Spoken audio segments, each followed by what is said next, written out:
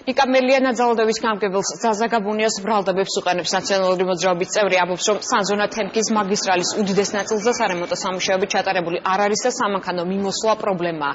ზაზაგაბუნია მელიას არ ეთანხმება და აცხადებს, რომ ოპონენტი საზოგადოების შეცდომაში შეყვანას ცდილობს.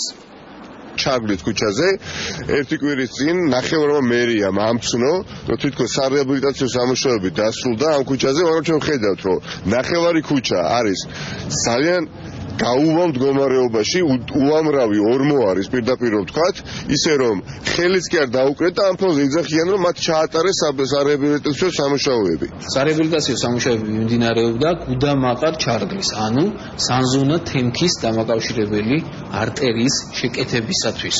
რაც ასეც მოხდა, ასეც დასრულდა კიდეც და ჩვენ შეგვიძლია ამაში დავუწმოთ ერთად.